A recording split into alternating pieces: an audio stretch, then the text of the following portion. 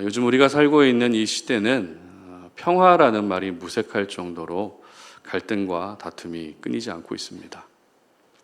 서로 지켜주고 보호해 주어야 될 가족들 사이에 갈등이 하루가 멀다 않고 일어나죠. 그리고 온라인상에 어떤 글 하나가 올라오면 댓글 전쟁이 일어납니다. 네 말이 맞니? 내 말이 맞니? 상대방의 인격을 무시하는 온갖 댓글들이 올라옵니다. 그런데 단순히 갈등과 다툼만 있는 것이 아니라 계속되는 삶의 고난과 어려움, 그로 인한 근심과 걱정은 그나마 남아있던 내 마음의 평안까지 다 사라지게 만듭니다. 그래서 전문가들은 이 시대를 가리켜서 평화의 시대는 끝났고 야만의 시대가 돌아왔다, 이렇게 이야기를 합니다. 자, 그렇다면 여러분은 어떠십니까? 평안하십니까? 평안하세요, 여러분? 오늘 이 질문을 여러분 스스로에게 한번 해보시면서 오늘 말씀을 들을 수 있었으면 좋겠습니다. 계속해서 저희들은 모세의 고별 설교를 기록하고 있는 신명기를 묵상하고 있습니다. 특별히 오늘 본문인 신명기 후반부는 고별 설교의 클라이맥스라고 그러죠. 절정으로 향하고 있습니다. 다시 말해서 원론적인 이야기보다 실제적인 이야기가 언급되고 있다는 것입니다. 학교 수업도 그렇지 않습니까? 처음 수업 들을 때 주로 듣는 내용이 어떤 내용이죠? 이론, 원리, 개관 이런 내용들을 듣다가 수업 시간이 조금씩 지나면서 후반으로 갈수록 실습도 하게 되죠. 모세도 자신의 설교가 점점 클라이맥스로 향하게 되면서 실제적인 내용을 언급하고 있었던 것입니다. 그렇다면 지금까지 모세의 고별 설교를 들은 백성들이 적용해야 될 실제적인 부분은 무엇이었을까요? 오늘 본문 2절과 3절 상반절 함께 읽어봅니다. 너희가 요단을 건너 내 하나님 여호와께서 내게 주시는 땅에 들어가는 날에 큰 돌들을 세우고 석회를 바르라. 요단을 건넌 후에 이 율법의 모든 말씀을 그 위에 기록하라. 아멘. 바로 돌을 세우고 그 돌에 율법을 기록하라는 것입니다. 그런데 돌을 세우는 이 행동은 어떤 상징적인 행동이 아니었습니다. 그렇다고 자연을 숭배하는 가나안 사람들의 토테미즘 신앙을 따라하는 것도 아니었습니다. 읽지는 않았지만 신명기 27장 11절 이하에 기록된 말씀은 11가지 저주가 기록되고 있습니다. 모세가 이렇게 백성들을 향해서 저주를 선포했다는 것은 이 저주가 너희들에게 절대 임하지 않도록 각별히 조심하라는 뜻이죠. 그렇다면 저주가 임하지 않는 것을 뭐라고 말할까요? 저주가 임하지 않는 삶을 우리는 어떻게 표현할 수 있을까요? 바로 평화로운 삶, 평안의 삶이라고 표현할 수 있다는 것입니다. 그래서 율법이 새겨진 돌을 세우게 했던 것이죠. 그리고 새겨진 율법의 말씀을 백성들이 늘 보게 함으로써 저주가 임하는 것이 아니라 결국 평화가 임하게 했던 것입니다.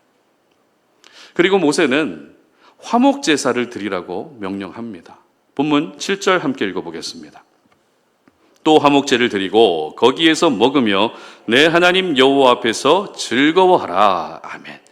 여기서 화목제는 하나님과 교제하기 위해, 하나님과 친교를 나누기 위해, 하나님과 화평해지기 위한 목적으로 드리는 제사입니다.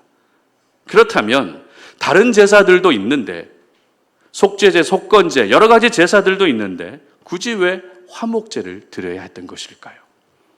바로 오늘 설교 제목처럼 하나님과 화평해져야 우리의 삶에 평화가 찾아오기 때문입니다. 여러분, 진정한 평화는 하나님과 우리 사이의 관계에서 시작됩니다. 하나님과의 관계에 내가 특별한 문제가 없다면 하루하루가 평화롭지만 하나님과의 관계에 문제가 생기게 되면 바람잘 없이 매일매일이 전쟁이고 갈등이고 근심이며 걱정이 이어지게 되는 것입니다. 따라서 지금 내 삶의 평화가 필요하다면 하나님과의 관계를 먼저 점검해야 됩니다. 지금 내 삶의 문제가 해결되기를 원하고 갈등이 해결되기를 원한다면 하나님과의 관계를 먼저 점검할 수 있어야 된다는 것입니다. 내가 아무리 하나님과의 관계에 문제가 없는 것 같아도 하나님의 기쁨이 되지 못하고 있는 그 한 가지, 단 1%의 불순종을 찾아내서 모든 면에서 하나님과 화평을 이룰 수 있어야 되는 것입니다.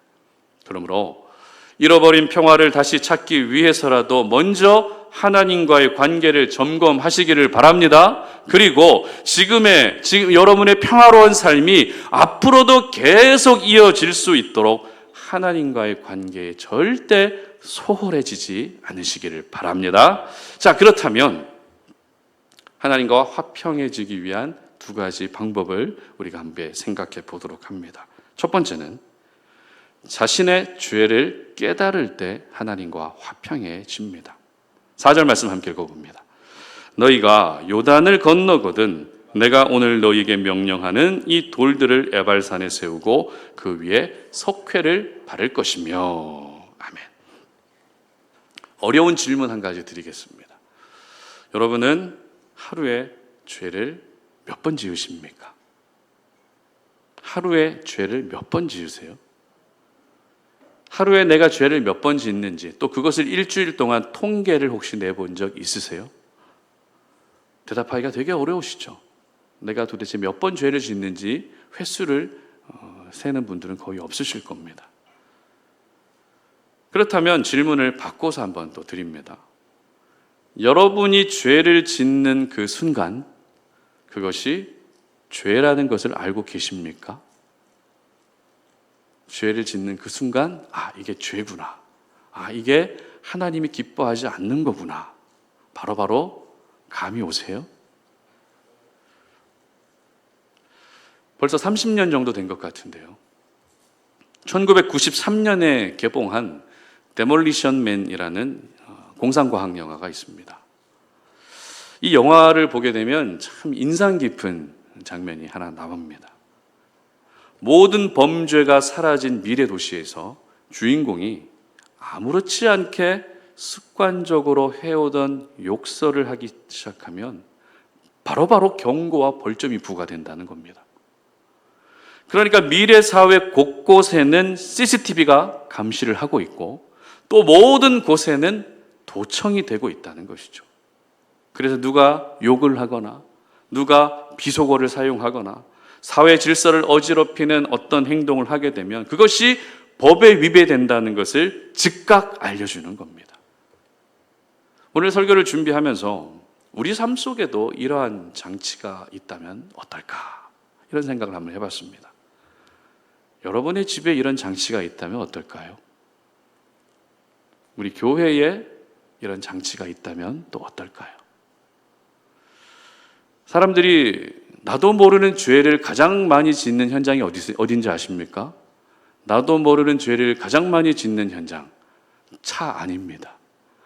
끼어들 때마다 평상시에 사용하지 않던 온갖 숫자와 동물의 이름을 막 남발하죠. 차 안에 여러분 이런 장치가 있다고 한번 생각해 보십시오. 어떨까요? 여러분의 사무실에 이런 장치가 있다면 어떻겠습니까? 그런데 우리 눈에는 보이지 않지만 삶의 곳곳마다 하나님이 설치해 놓으신 CCTV가 있다 없다? 있다는 겁니다. 여러분의 차 안에 이런 장치가 있다는 겁니다. 내가 하는 모든 말, 심지어 내 생각까지도 감청되고 있다는 겁니다. 하나님 개인 프라이버시는 어느 정도 존중해 주셔야지 이게 뭡니까? 이런 생각이 드시죠? 왠지 갑자기 부끄러워지고 민망해지시죠? 그러나 여러분, 하나님이 실시간으로 우리를 감시하고 계신 이유는, 실시간으로 우리를 감청하고 계시는 이유는 우리를 처벌하고 저주하기 위해서가 아니라 우리의 삶이 평화로워지게 하시기 위해서인 줄 믿으시기를 바랍니다. 특별히 그 평화를 위해서는 내가 죄인임을 깨달을 수 있어야 됩니다. 습관처럼 해오던 나의 행동, 어떤 행동 하나가 하나님이 기뻐하지 않는 죄가 될 수 있고, 나의 섣부른 말 한마디가 하나님과 사람들의 마음을 아프게 하는 죄가 될 수 있다는 것을 우리는 깨달을 수 있어야 된다는 것입니다. 모세는 이스라엘 백성들에게 가나안 땅에 들어가면 돌을 세우라 하죠. 그리고 그 돌에다가 율법을 새기라고 합니다. 그런데 그 돌을 어디에 세우라고 기록하고 있습니까? 어떤 산? 에발산에 세우라고 기록합니다. 참고로 축복의 산은 그리심산입니다. 그럼 에발산은 어떤 산일까요? 저주의 산이죠. 유대인들에게 이 그리심산과 에발산이 축복과 저주의 산으로 인식됐던 이유는, 그리심산은 항상 해가 비치는 산입니다. 그래서 나무도 무성히 자라 있습니다. 그래서 항상 밝고 따뜻한 산이었기 때문에 그리심산은 축복의 산이었습니다. 반면에 에발산은 어떨까요? 항상 그늘이 져 있습니다.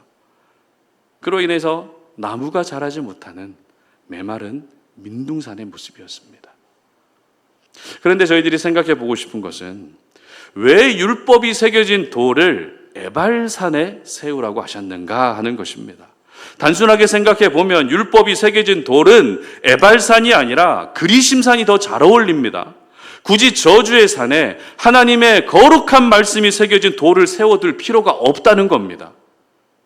그러나 율법의 기능을 생각하면 이야기는 달라집니다. 로마서 3장 20절 말씀 함께 읽어봅니다.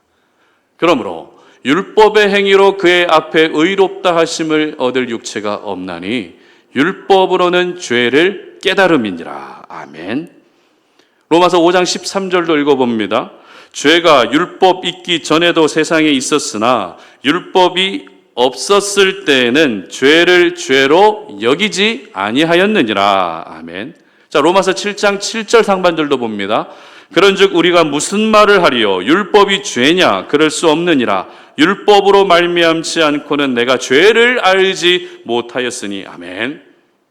사도 바울이 기록하고 있는, 로마서에서 기록하고 있는 율법의 기능이 뭐라고 되어 있습니까? 바로 율법은 죄를 뭐 하는 것이다? 깨닫도록 하기 위해 하나님이 주신 것이라는 것입니다. 따라서 율법이 새겨진 돌을 저주의 산인 에발산에 세워야 했던 이유는, 백성들 스스로가 그 돌에 새겨진 율법을 보면서 자신의 죄를 스스로 깨닫도록 하기 위해서였습니다. 에발산은 저주가 선포되는 산이었기 때문에 이 저주의 말씀을 들어야 했던 대부분의 사람들은 지금 한참 죄를 짓고 있거나 열심히 우상을 섬기고 있거나 하나님을 떠나 있었던 백성들입니다. 즉 율법이 새겨진 돌을 통해서 백성들은 내가 지금 무슨 죄를 짓고 있는지, 나의 행동이 얼마나 하나님의 기쁨이 되지 않고 있는지, 나의 말 한마디가 하나님이 기뻐하지 않는 말이라는 것을 스스로 깨닫도록 하기 위해서였던 것입니다. 그렇습니다. 자신의 죄를 인정하고 깨달을 때 하나님과 화평의 관계가 만들어지는 것입니다. 그리고 그 화평을 통해서 결국 우리 삶에 평화가 찾아오는 것입니다. 여러분, 관계라는 것은 상대방이 잘못한 게 있거나 내가 잘못한 게 있을 때 문제가 생깁니다. 둘 다 잘못한 것이 없는데 문제가 생길 일은 없습니다. 그런데 이상한 것은 서로 나는 잘못한 게 없다고 생각하고 있는데 관계는 여러 가지 문제가 생겨요. 이상하지 않습니까? 서로 잘못한 것이 없대요. 그런데 관계는 안 좋아요. 하나님과의 관계도 마찬가지입니다. 하나님과 우리 사이에 항상 문제를 일으키고 잘못하는 쪽은 저희들입니다. 하나님은 지금까지 문제를 일으키신 적도 없고 잘못하신 적도 없습니다. 그러나 저희들은 어떻습니까? 믿음이 왔다 갔다 하지 않습니까? 무슨 사춘기 아이들도 아니고 내 믿음의 상태가 매일매일 다릅니다. 어제는 성령 충만했다가 오늘은 죄로 충만합니다. 오늘은 예수님을 닮은 모습으로 살아가다가 이제는 점점 더 예수님을 닮아가지 않는 모습으로 살아갑니다. 신앙생활을 수십 년간 해왔지만 아직도 영적 사춘기에서 벗어나지 못할 때가 있다는 것입니다. 저도 마찬가지예요. 목사지만 마음이 항상 왔다 갔다 합니다. 마음을 지키고 믿음을 지켜야지, 중심을 지켜야지 하면서도 순간순간 무너질 때가 얼마나 많은지 아십니까? 그런데 꼭 이런 이야기를 하게 되면, 목사의 연약함을 이야기하게 되면, 저는 안 그런데 목사님은 그러세요? 이렇게 생각하시는 분들이 계세요. 물론 여러분들 신앙생활 잘 하고 계신다는 거 알고 있지만 괜히 저만 이상한 사람으로 몰아가지 마시고, 나도 역시 연약함이 있고 나도 역시 하나님 앞에 부끄러움이 있다는 것을 인정할 수 있어야 된다는 겁니다. 여러분, 내 인생의 평화는 나의 죄, 나의 연약함, 나의 부족함을 깨달을 때 찾아오게 되는 것입니다. 결국 죄를 깨닫는다는 것은 더 이상 내가 죄를 짓지 않아야 되겠다는 믿음의 결단을 하는 것이고, 그 믿음의 결심은 구체적인 행동으로 이어질 수 있어야 되는 것입니다. 그러므로 지금 여러분의 삶 가운데 평화가 필요하시다면 평화를 구하는 것도 중요하지만 그 전에 먼저 하나님 앞에서 부끄러운 모습, 하나님 앞에서 연약한 모습을 깨닫고 인정하시기를 바랍니다. 앞서 말씀드린 것처럼 하나님 앞에서 다 잘하고 있어도 잘못하고 있는 그 한 가지, 단 1%의 불순종을 찾아내고 죄를 인정할 때 하나님과 화평의 관계가 이루어지게 되는 것입니다. 우리 하나님은 왕이시죠. 우리 하나님은 창조주이시죠. 또 우리 하나님은 아버지이십니다. 무슨 말입니까? 아버지는 자녀의 연약함을 감싸 안아준다는 겁니다. 내 자녀가 어렵게 잘못을 인정했는데 괜히 말했다. 에이, 아빠한테 괜히 말했다. 엄마한테 괜히 말했다. 이런 생각이 들게 하는 것이 진정한 아버지가 아니라, 그래, 말하기를 잘했다. 말하기까지는 어려웠지만 말하고 나니까 너무 속이 후련하다. 말하기를 잘했다. 이런 생각이 들게 하는 것이 진정한 아버지이고 부모인 것입니다. 바라기는 여러분의 죄를 깨닫고 여러분의 연약함을 인정할 수 있으시기를 바랍니다. 말씀이라는 거울을 통해서 여러분의 죄와 연약함을 반드시 인정하시기를 바랍니다. 그래서 하나님과 화목해 되어지고 우리 모두에게 평화가 임할 수 있으시기를 주님의 이름으로 축복합니다. 두 번째입니다. 자연스러워질 때 하나님과 화평하게 됩니다. 5절과 6절 말씀을 읽어보겠습니다. 또 거기서 내 하나님 여호와를 위하여 제단 곧 돌단을 쌓되 그것에 쇠 연장을 대지 말지니라. 너는 다듬지 않은 돌로 내 하나님 여호와의 제단을 쌓고 그 위에 내 하나님 여호와께 번제를 드릴 것이며. 아멘. 우리 주변에는 별거 안 해도 세련되게 보이는 사람이 있는 반면에 뭘 해도 촌스럽게 보이는 사람이 있죠. 여러분은 어떤 분이십니까? 별거 안 해도 세련되게 보이세요? 아니면 뭘 해도 촌스럽게 보이세요? 별거 안 해도 세련되게 보이는 사람들의 몇 가지 특징이 있습니다. 첫 번째는 일단 말투에 군더더기가 없습니다. 말을 많이 하기보다 정확하고 단정하게 말하고, 말에 힘이 실리기보다 말 뒤에 여운이 더 오래 남는다고 합니다. 여러분, 여운을 남는 말을 많이 할 수 있었으면 좋겠어요.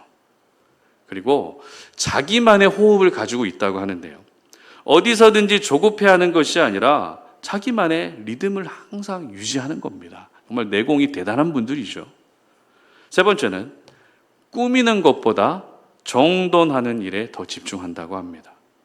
복장은 튀지 않아도 늘 단정하게 지낸다는 거죠. 그리고 네 번째는 상대방을 편하게 해준다는 겁니다.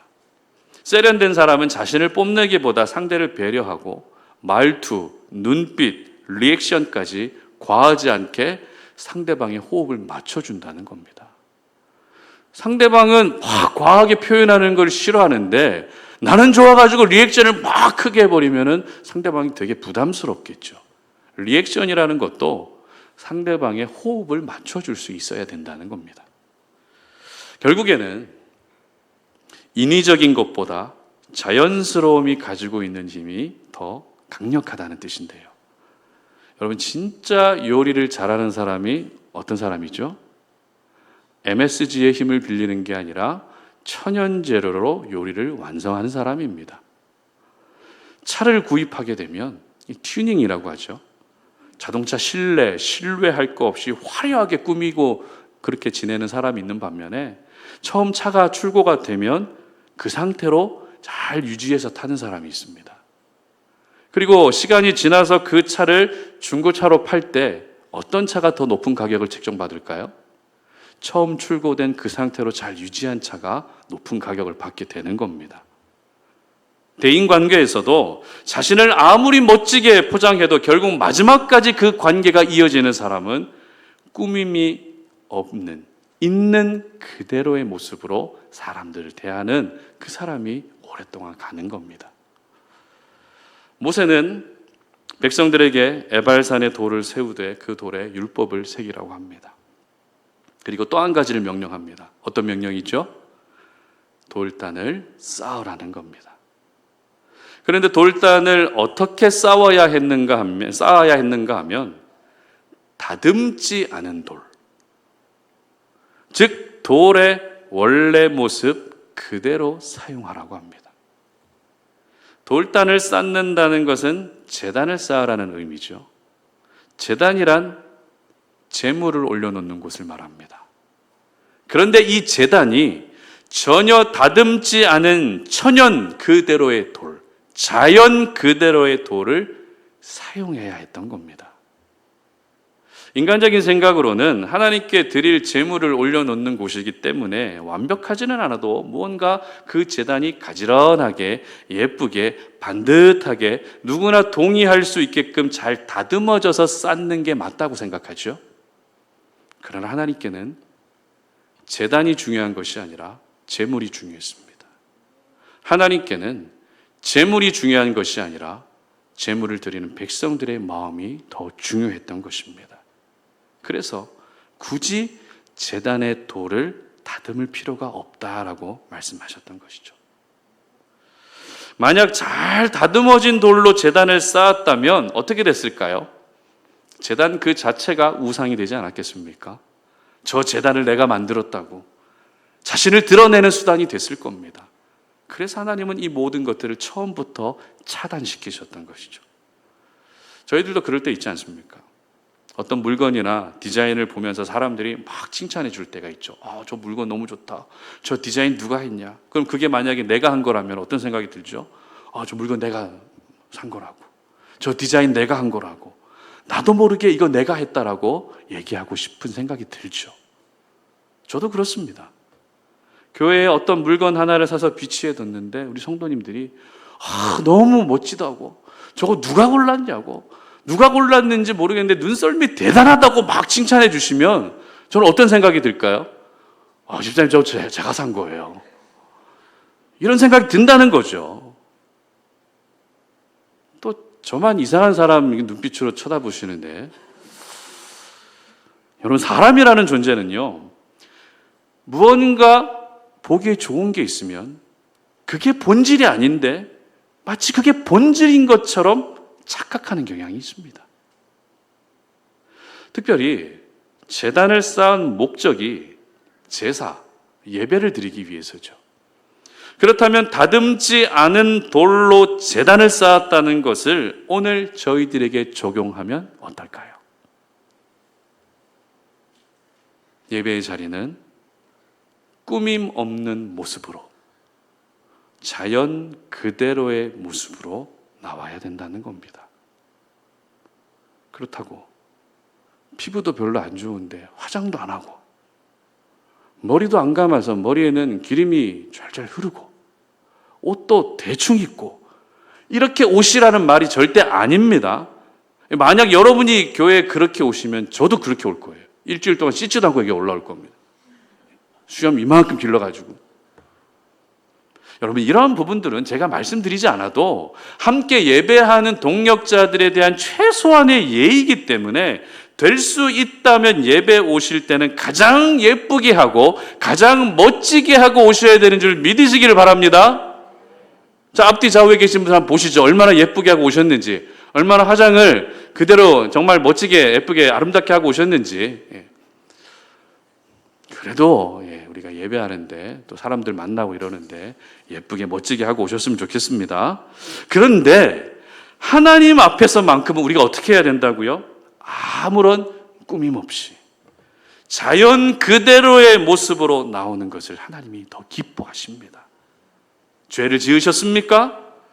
숨기지 마시고 있는 그대로 나오십시오.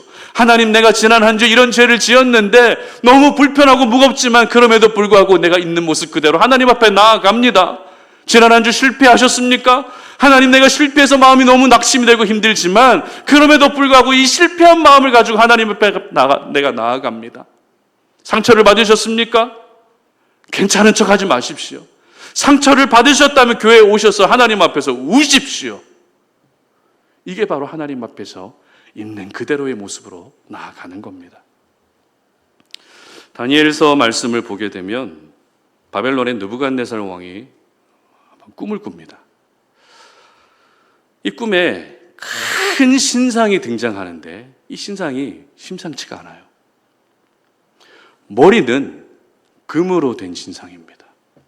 그리고 가슴과 팔은 은으로 되어 있어요. 그리고 배와 넓적다리는 노스로 되어 있습니다. 그리고 발은 쇠와 진흙이 섞여 있는 범상치 않은 큰 신상을 보게 됩니다. 그런데 뜬금없이 돌 하나가 굴러와서 이 신상을 완전히 무너뜨려 버립니다. 그리고 이 꿈을 다니엘이 해석해 주는데요. 다니엘의 꿈 해석을 한번 찾아봅니다. 다니엘 2장 44절 45절입니다. 이 여러 왕들의 시대에 하늘의 하나님이 한 나라를 세우시리니 이것은 영원히 망하지도 아니할 것이요 그 국권이 다른 백성에게로 돌아가지도 아니할 것이요 도리어 이 모든 나라를 쳐서 멸망시키고 영원히 설 것이라. 아멘. 45절입니다. 손대지 아니한 돌이 산에서 나와서 쇠와 놋과 진흙과 은과 금을 부서뜨린 것을 왕께서 보신 것은 크신 하나님이 장래 일을 왕께 알게 하신 것이라. 이 꿈은 참되고 이 해석은 확실하니이다. 아멘. 여기서 손대지 아니한 돌이 나오죠. 손대지 아니한 돌, 오늘 본문에 다듬지 않은 돌이라는 뜻입니다. 그런데 손대지 않은 돌이 신상을 무너뜨립니다. 그리고 하나님은 영원히 망하지 않을 나라를 세우시겠다는 것입니다. 무슨 뜻입니까? 예수 그리스도를 통한 영원한 하나님의 나라를 세우시겠다는 것입니다. 그러니까 다니엘서에 기록된 손대지 않은 돌은 바로 예수님을 의미하는 것입니다.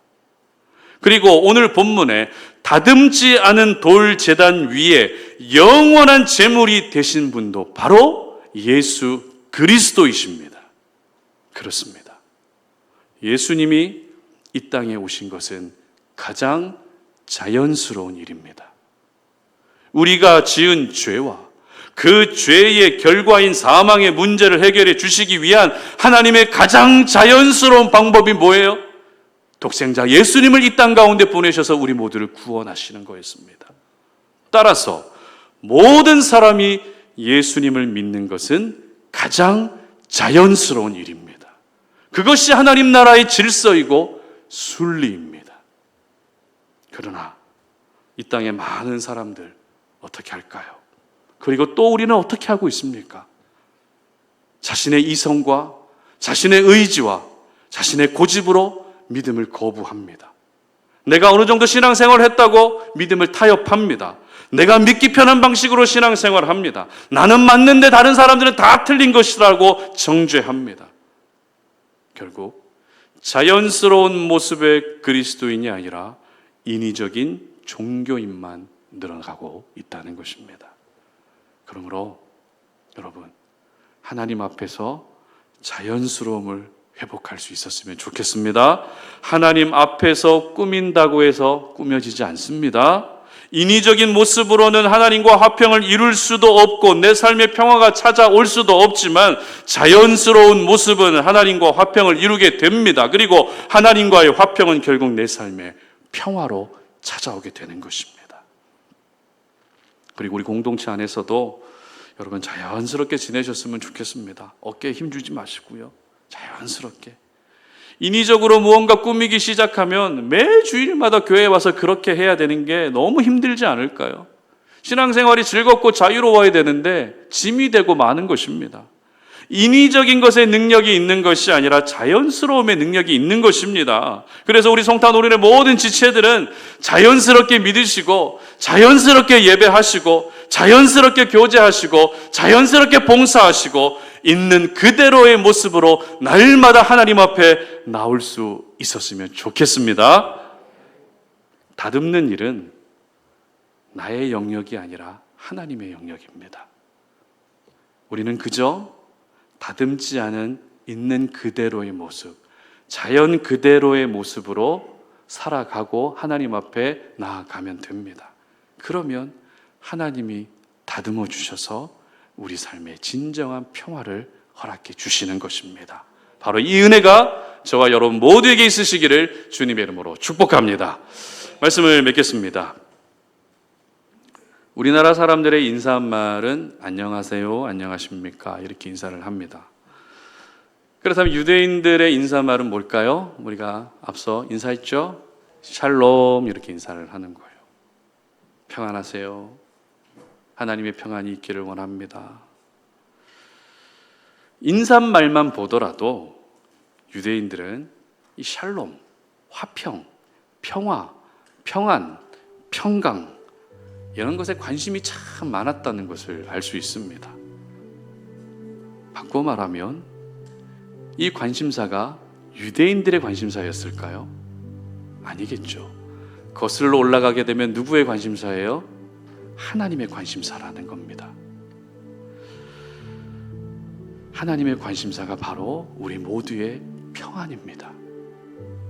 그런데 오늘 본문을 보게 되면 히브리어 샬롬에서 파생된 단어가 있습니다. 어떤 단어인가 하면 6절에 다듬지 않은 이 단어, 다듬지 않은 이라는 이 단어가 히브리어로 샬렘입니다. 그리고 또 하나의 단어가 있습니다. 7절에 화목제라는 단어가 있죠. 화목제, 히브리어로 샬렘입니다. 이처럼 모세는 자신의 고별 설교가 점점 클라이맥스로 향하면서 결론으로 샬롬을 전하고 싶었던 것입니다. 샬롬, 샬렘, 샬렘. 그렇습니다. 하나님과 화평해야 평화가 찾아오는 겁니다. 먼저 하나님과 화평할 때 내 삶이 평화로워지는 것입니다. 그러므로 율법이 새겨진 돌이 그리심산이 아니라 에발산에 세워진 것을 기억하시기를 바랍니다. 말씀을 통해 자신의 죄를 깨닫고 말씀을 통해 자신의 연약함, 단 1%의 그 연약함과 죄를 깨닫는 사람이 하나님과 화평을 이룰 수 있는 것입니다. 그리고 다듬지 않은 돌로 제단을 쌓았다는 것 기억하십시오. 하나님께 나아갈 때는 인위적인 모습이 아니라 자연스러운 모습 그대로 나아가야만 하나님이 우리를 다듬어 주셔서 하나님과 화평을 이룰 수 있게 하시는 것입니다. 바라기는 하나님과의 화평의 관계가 회복되셔서 저와 여러분의 삶 가운데 하나님이 허락해 주시는 평화의 은혜가 날마다 있으시기를 주님의 이름으로 축복합니다. 우리 시간에 함께 찬양할 텐데요, 내 영혼의 그 깊은 데서 찬양하도록 하겠습니다.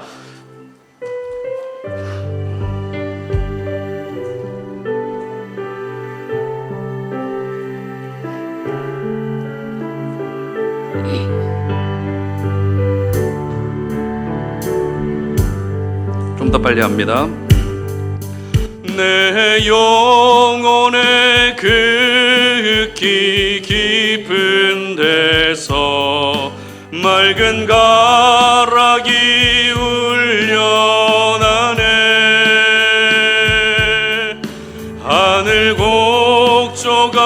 언제나 흘러나와 내 영혼을 고이 싸네.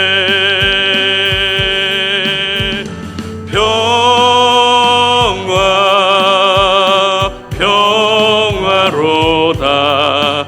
하늘 위에서 내려오네. 그 사랑의 물결이 영원토록 내 영혼을 덮으소서. 내 마음속에 솟아나 이 평화는 깊이 묻힌 보배로다.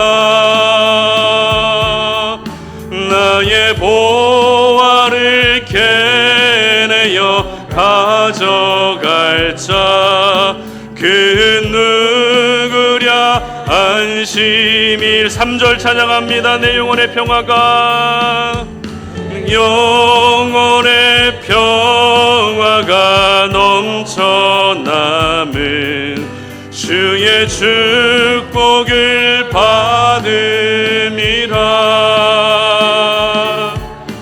내가 주야로 주님과 함께 있어 내 영혼이 편히 4절 찬양합니다. 이 땅 위에 험한 길 가는 동안 참된 평화가 어디 있나. 우리 모두 다 예수를 친구 삼아 참 평화를 누리겠네. 평화로다.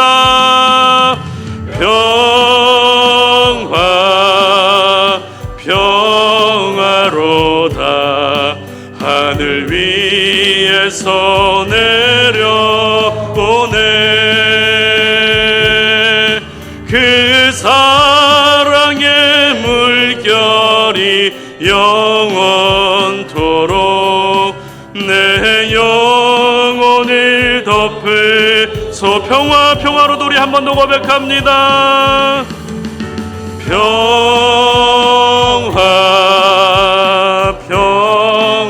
평화로다. 하늘 위에서 내려오네. 그 사랑의 물결이 영원토록 내 영혼을 덮으소서. 아멘. 오늘 들었던 말씀 기억하면서 좀 기도하는 시간 갖도록 하겠습니다. 모세는 이스라엘 백성들에게 고별 설교를 전하면서 점점 자신의 설교가 클라이맥스로 향하고 있다는 것을 느낍니다. 더 이상 말씀을 전하고 싶어도 전할 수 없는 자신의 현재 상황을 받아들이며, 그래, 내가 백성들에게 어떤 말씀을 전해야 될까? 고민과 기도 끝에 모세가 내린 결론은 샬롬이었습니다. 이 샬롬의 은혜가, 평화의 은혜가 백성들에게 임하기를 간절히 원하는 마음을 가지고 이 메시지를 전합니다. 그런데 백성들에게 평화가 임하기를 원하는 마음이 모세의 마음일 뿐만 아니라 오늘을 살아가는 우리 모두를 향한 하나님의 마음입니다. 평화를 잃어버렸습니다. 다툼과 갈등이 끊이지 않습니다. 근심과 걱정 때문에 하루도 평안하지가 않습니다. 오늘 평안을 잃어버린 저희들에게 하나님이 말씀하십니다. 그 평화를 찾고 싶다면, 그 평화를 회복하기를 원한다면, 그 평화를 누리기를 원한다면 나와 먼저 화평하라고. 하나님과 화평해져야 평화로워지는 겁니다. 그런데 그 화평을 이루어갈 수 있는 방법이 무엇입니까? 자신의 죄와 연약함을 인정하고 깨닫는 것입니다. 율법이 새겨진 돌을 축복의 산 그리심산에 세운 것이 아니라 저주의 산 에발산에 세웠다는 것은 지금 죽어가고 있고 죄로 인해 하나님을 떠나 있었던 수많은 영혼들이 다시 자신의 죄를 깨닫고 돌아와야 되기 때문에 에발산에 율법을 세운 것입니다. 여러분이 아무리 하나님 앞에 잘하고 하나님 앞에 멋지게 해왔다 할지라도 하나님 앞에 온전히 순종하지 못하고 있는 그 1%를 찾아내셔서 하나님, 내가 이 부분까지도 나의 연약함과 죄로 인정하고 나아갑니다. 나와 화평을 이루어 주시옵소서. 그래서 내게 평안을 주시옵소서. 이렇게 기도할 수 있었으면 좋겠습니다. 하나님과 화평을 이룰 수 있는 두 번째 방법은 돌단을 쌓을 때 다듬지 않은 돌로 쌓으라고 합니다. 다듬은 돌로 쌓아야 제단이 더 예쁜데 다듬지 않은 돌로 쌓아야 된다는 것은 하나님은 제단보다 제물을 기뻐하시고 제물보다 제물을 드리는 사람들의 마음을 더 기뻐하신다는 뜻입니다. 하나님 앞에 꾸밈 없이 있는 그대로의 모습으로, 자연 그대로의 모습으로 나오십시오.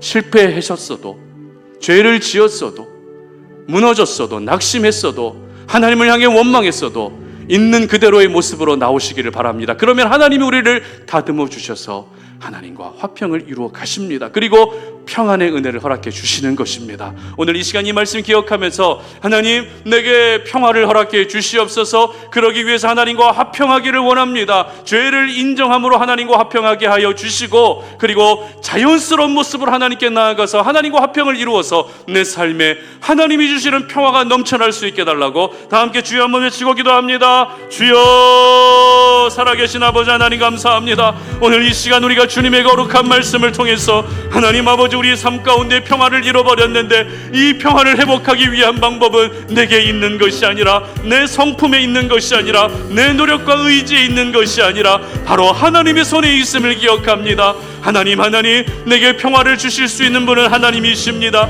이 평화를 위해서 내가 하나님과 화평을 이루어 가기를 원합니다. 에발산에 세워진 율법이 새겨진 돌을 내가 봅니다. 말씀의 거울을 통해서 내가 하나님 앞에 완벽하지 않다는 것을 깨닫게 하여 주시고, 나의 연약함을 깨닫게 하여 주시어서 우리의 연약함과 죄성을 깨닫고 인정함으로 말미암아 하나님과 화평을 이루어 갈 수 있도록 도와주시옵소서. 돌단을 쌓을 때 다듬지 않은 돌로 쌓으라고 말씀하셨습니다. 하나님 아버지, 다듬지 않은 돌이란 하나님 앞에 있는 모습 그대로 나아가야 된다는 것을 우리에게 말씀하고 있사오니 하나님 앞에 꾸밈 없이 살아가게 하여 주시옵소서. 죄를 지었어도, 실패했어도, 상처를 받고 낙심하고 하나님을 원망했어도 그 모습 그대로 주님 앞에 나아가게 하여 주시고, 결국에는 나를 다듬어 주셔서 하나님과 화평을 이루는 은혜를 허락하여 주시고, 그래서 우리 성탄 오는 모든 지체들에게 하나님이 내려주시는 평안의 은혜가 넘쳐날 수 있도록, 샬롬의 은혜가 넘쳐날 수 있도록 도와주시옵소서. 살아계신 하나님, 오늘도 우리가 주님의 거룩한 말씀을 묵상하며 우리가 또 세상 가운데로 나아갑니다. 평화를 잃어버렸습니다. 편하고 싶은데, 너무 평화롭고 싶은데 내 환경이 그렇지 않아서 평안을 누릴 여유조차 없습니다. 하나님, 평안을 잃어버린 우리들에게 하나님이 오늘 나와 먼저 화평을 이루라고 말씀하여 주신 그 생명의 말씀을 마음에 새기고 돌아갑니다. 아버지 하나님, 에발산에 세워진, 저주의 산에 세워진 율법이 새겨진 돌을 보게 하여 주시옵소서. 지금 내가 죄를 짓고 지금 내가 하나님의 마음을 아프시게 한다 할지라도 그 에발산에 세워진 율법을 봄으로 말미암아 나의 죄를 깨닫게 하시고 연약함을 깨닫게 하셔서 하나님과 화평을 이루는 저희들 되게 하여 주시옵소서. 하나님, 돌단을 다듬지 않은 돌로 쌓으라고 하셨습니다. 하나님 아버지, 하나님께는 제단이 중요한 것이 아니라 제물이 중요하고, 제물이 중요한 것이 아니라 제물을 드리는 사람들의 마음이 중요한 줄로 믿사오니 하나님, 내가 주님 앞에 꾸밈 없이 있는 그대로의 모습으로, 자연 그대로의 모습으로 나아가게 하시고, 결국에는 나를 빚어주시고 다듬어 주시는 그 은혜로 말미암아 하나님과 화평을 이루어 결국에는 평안의 은혜가 임하게 하여 주시옵소서. 이제는 우리 주 예수 그리스도의 은혜와 하나님 아버지의 끝없는 사랑과 성령의 교통하심이 오늘 이 시간 주님 앞에 나와 예배하며 진정한 샬롬의 은혜가 있기를 소망하는 우리 모든 성탄 오륜의 지체들의 머리 위에 이제로부터 영원토록 함께 하시기를 간절히 축원하옵나이다. 아멘.